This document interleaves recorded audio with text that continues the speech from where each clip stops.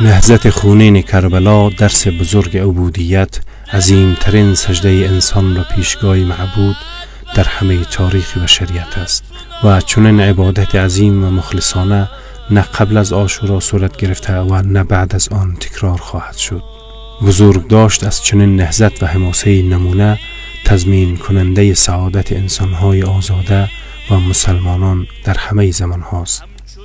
نهضت خونین کربلا گرچند مصیبت عظیم و دردناک عالم خلقت است، اما از جهت قطعا نعمت بزرگ الهی برای مسلمانان و دین اسلام می باشد که با حماسه سید الشهدا حضرت امام حسین علیه السلام در سال 61 هجری اتفاق افتاد و دین اسلام را از انحرافات نجات داده و در آن روح تازه دمید و سیره جدش پیامبر گرامی اسلام را زنده و برای همیشه احیا نمود.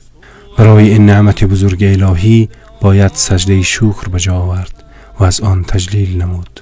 تجلیل از عاشورا و نهضت حسینی در تکیه خانه ها، مساجد و خیابان ها تکریم و زنده نگه داشتن روح عدالت طلبی، آزادگی و مصداق بارز تعظیم شعائر الهی و مودت به خاندان پیامبر گرامی اسلام است.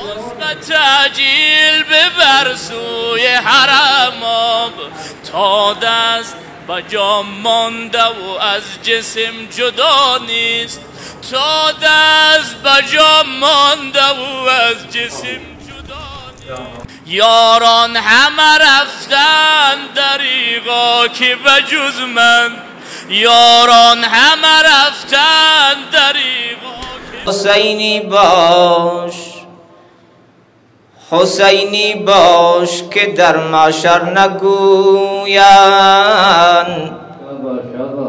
چرا پرونده ات امضا ندارد صلوات. این حسین کیست که عالم همه دیوانه بویم؟ دل و دلدار حسین است، حسین است حسین، یار بی یار حسین است، حسین است حسین. قرصمایی که ز پیشانی زهرا تابید در شب تار حسین است، حسین است حسین. دوباره چند وقتی است هوای کربلا دارم هبل فصل. بارها گفت محمد که علی جان من است. یعنی دو چیز مهمه من در بین شما ترک کننده، در بین شما میگذارم و من از پیش شما میرم.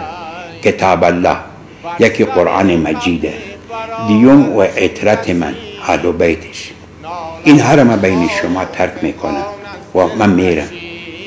ما ان تمسکتم بهما لن تضلوا بعدی ابدا.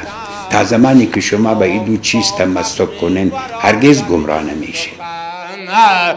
السلام ای کشته رای خدا، السلام ای نور چشم مصطفی، السلام ای شایب غسل و کفن، السلام ای کشته دور از وطن. به خاطر نگرانی این آدم انسان اینقدر ارزش پیدا میکنه. جبرئیل اومد این آیه 69 سوره نساء برای این آدم، آیه اینه: کسی که در حد گنجایش و ظرفیت خودش مطیع خدا و پیغمبره همراه خواهد بود در قیامت با 4 طایفه من النبیین و صدیقین و شهدا و صالحین. خدا به این بندش آرامش داد، نگران قیامتت نباش.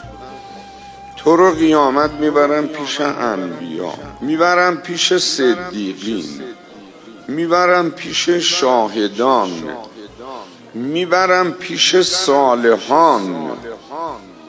نگران نباش.